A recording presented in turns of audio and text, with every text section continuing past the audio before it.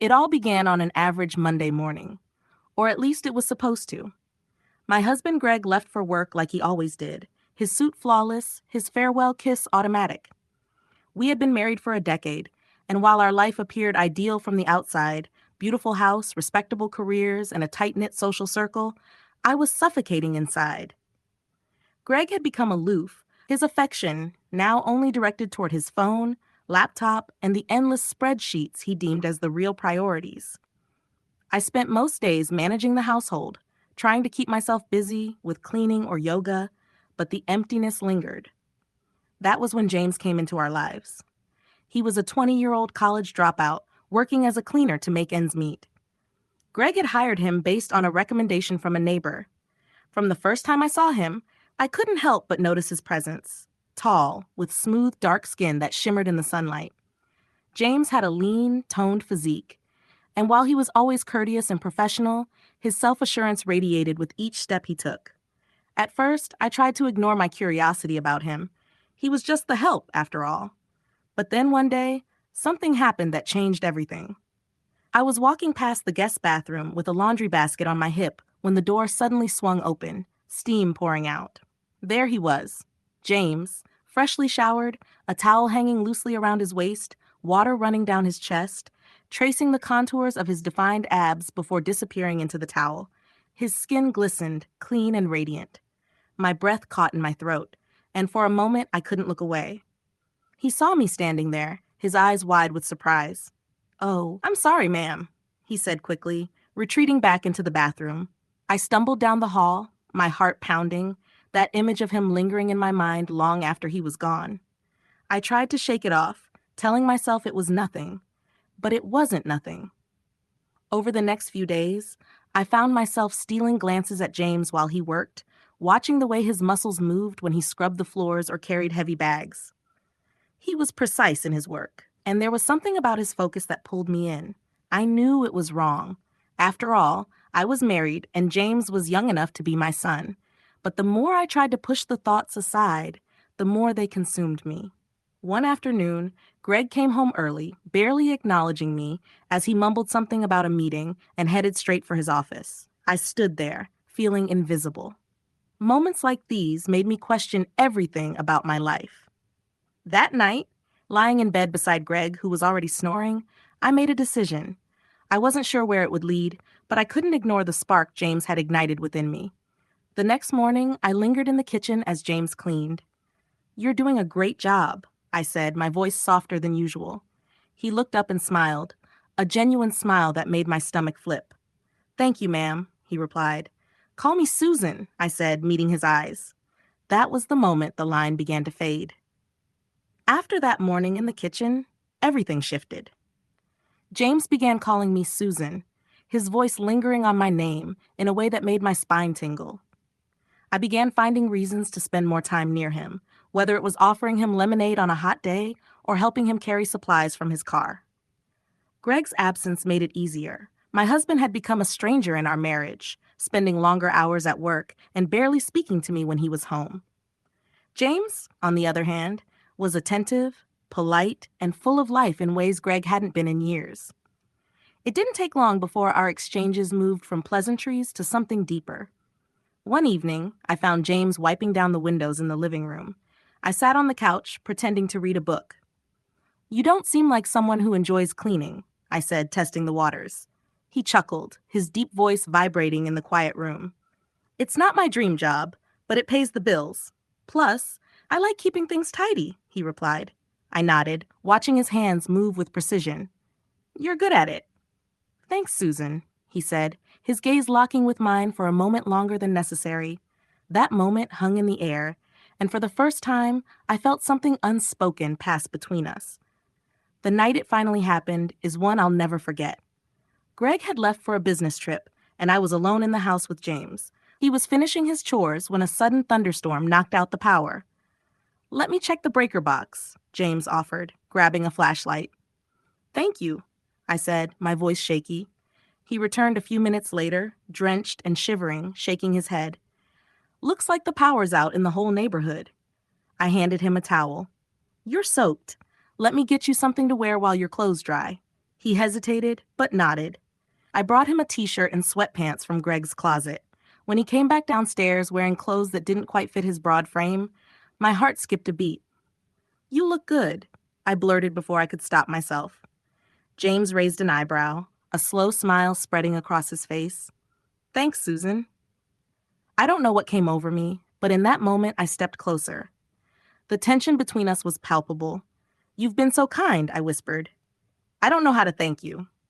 "You don't have to," he said, his voice low and careful. But I wanted to. I leaned in, and before I knew it, our lips met. The kiss was electric, filled with a passion I hadn't felt in years. For a moment, I thought about pulling away, but the pull was too strong. That night, we crossed a line that could never be uncrossed.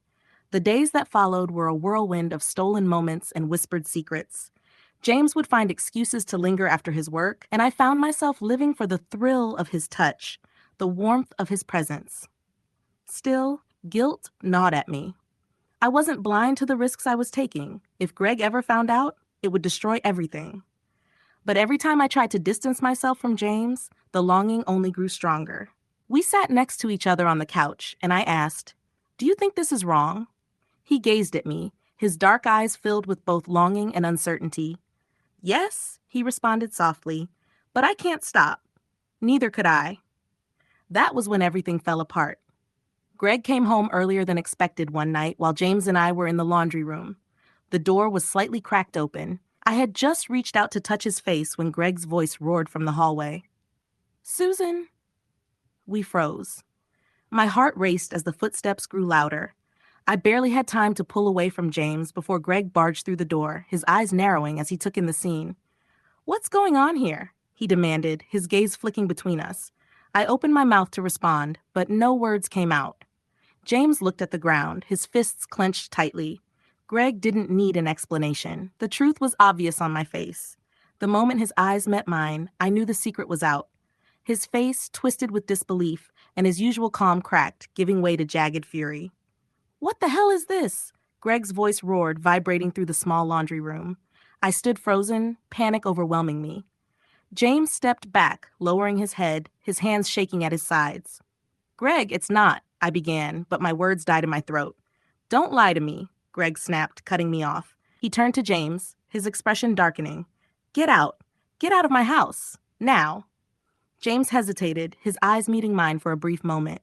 I silently nodded, urging him to leave before things got worse. Without a word, he slipped past Greg and disappeared down the hallway, leaving me alone to face the storm. "What were you thinking, Susan?" Greg demanded once we were alone. His voice was softer, but the hurt in it was unmistakable. I looked down, unable to meet his eyes. "I don't know," I whispered. "Don't give me that," he spat. "How long has this been happening?" "A few weeks," I admitted, my voice barely audible. Greg let out a bitter laugh, running his hand through his hair. "A few weeks?" My wife. My wife has been sneaking around with a 20-year-old cleaner. Do you even realize what you've done?" I tried to explain, but my words were tangled. "Greg, you've been distant. I've been lonely." I trailed off. "And that's your excuse?" he interrupted. "You destroy our marriage because you're lonely? You think I don't feel the same way?" His words hit me like a slap. I hadn't considered that Greg might be suffering too, that his silence was his own way of dealing with the cracks in our relationship. The argument went on for hours, Greg demanding every detail, each answer opening the wound wider. I confessed to everything, the yearning, the stolen moments, the undeniable attraction I felt toward James. "I don't even know who you are anymore," Greg finally said, his voice hoarse from shouting. I had no defense. I wasn't the woman he thought I was. I wasn't even the woman I thought I was. The days that followed were a blur. Greg barely spoke to me, his anger simmering beneath a cold exterior. The house felt emptier than ever without James, but I couldn't bring myself to reach out to him. One night, I found Greg in the living room, staring at our wedding photo. "Do you even regret it?" he asked, not looking at me. Tears streamed down my face as I nodded. "I do. I'm so sorry, Greg. I never wanted to hurt you." He turned to face me, his expression unreadable. "Sorry doesn't fix this. I don't know if anything can." Greg started sleeping in the guest room, and we only spoke when necessary. The tension was suffocating, but I knew I had to give him space to process. I wanted to believe we could fix things, but deep down, I wasn't sure. Have you ever wondered if trust can truly be rebuilt after betrayal? I thought, but the silence between us grew heavier with each passing day. The man who once shared every thought with me could now barely look me in the eye. I tried to make amends, cooking his favorite meals, leaving notes, even suggesting counseling, but nothing seemed to reach him. The house felt colder, emptier. The absence of James, the memories of what we'd done, and the rift between Greg and me all weighing heavily on me. One evening, Greg called me into the living room. He was sitting on the couch, a bottle of whiskey and 2 glasses on the coffee table. "We need to talk," he said, his voice flat. I sat across from him, my hands shaking. "I've thought about this a lot," he began. "About us, about what you did, and I've come to a decision." My heart dropped. I could feel the finality in his voice. "I'm filing for divorce, Susan," he said. His words struck me like a punch to the stomach. "Greg, please," I begged, tears streaming down my face. "We can work through this. I made a mistake, but I love you. I don't want to lose you." He shook his head, his face filled with pain but firm. "I can't do it, Susan. Every time I look at you, I see him. I see what you did. You broke my trust, and I don't know if I can ever get it back." The days that followed were a whirlwind of legal proceedings and painful conversations. Greg moved out, leaving the house that once felt like home, now just an empty shell.